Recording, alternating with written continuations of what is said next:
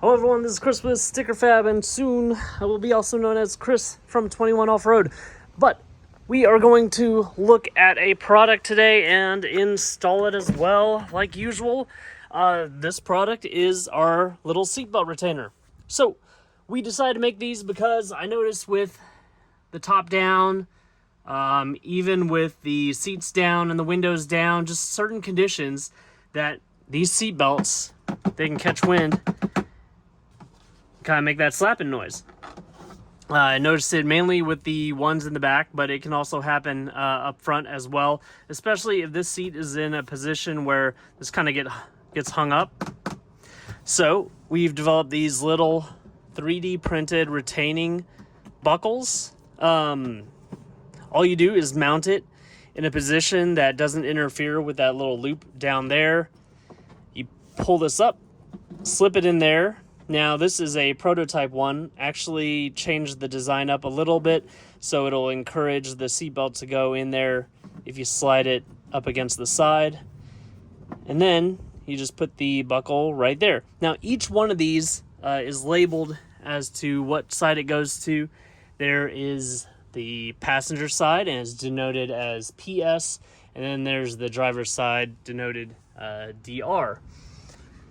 So in the back, we are going to be probably installing them right along this seam or anywhere between here and here. Again, we have that loop that is sewed down, so we don't want to catch that loop area. This area is thicker right there. We want to mount it in a location where it's easy to just slip that in and put your buckle in. All right, so normally these can be like this if your seats are down, and they will catch air. I'm guessing they'll catch a lot of air. Haven't had the doors off in a while, but especially if you have your doors off. Also, it just makes it easier if you guys are going to be running a lot of stuff back here, so that cargo doesn't grab this when it comes in and out. Just puts it a little bit further up against those. For you overlanders, I'm sure you like everything to be nice and neat, so it definitely won't hurt to have these tucked up out of the way.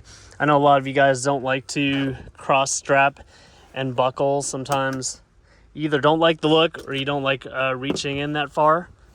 Really easy. Take off the doors, slip those in, put the buckle in, and you'll be good to go. So let's install one on the other side just so you guys can see that. You will be receiving a set of 3. We might have these done for the 2 doors. I think you would only need the driver's side. The passengers, you have like this ledge back here, a bigger ledge, and then the seatbelt comes from behind. I don't know if those retention buckles are needed. Chime in if you guys have a 2-door and you want to try out a set, or I'll find a local person, and then we'll circle back, do another update later. All right, so naturally there's not much to this installation. You just don't want to install it to where you're going to be in this double loop area. Kind of figure out where your seatbelt naturally lies, and that's where you want this to go. Like I said, you want to grab a passenger one if you're on the passenger side, and driver if you're on the driver. You want to just kind of flow naturally. So we kind of want it in this area. About 1.5 inches back here, about 1 inch forward of that corner. You're going to clean this area off. You can use isopropyl alcohol. Just make sure it is clean. Make sure it is warmish. Right now it is 75 degrees in North Fort Myers. If it is really cold where you're at, just go on a ride with these inside your vehicle. And as soon as you get out, start the installation process. Push firmly on that guy. You want to grab the buckle, slide this in. Like I said, the ones you guys receive will have a little notch, a little ridge that helps it go in there and not get stuck on the slip as much. And then you just put your buckle in. Just to show you guys really quick that it's really not that hard to get it in there. You just take it out, put it back in, and there you go.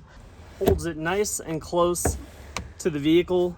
Now, if you put the wrong side one on this, the buckle will impact this frame, and you won't be able to actually keep this mounted to the side. It'll push out on it. So that's why you want to make sure that you have the appropriate side one on there. And just repeat the process for the other ones and you're good to go. So you guys can find this on our website. Thanks a lot, you guys, for supporting us, purchasing our products. Please like this video, subscribe to my YouTube channel if you haven't already, and hit that bell notification icon for the latest and greatest things that we're coming out with for the 2021 and 2022 Ford Bronco.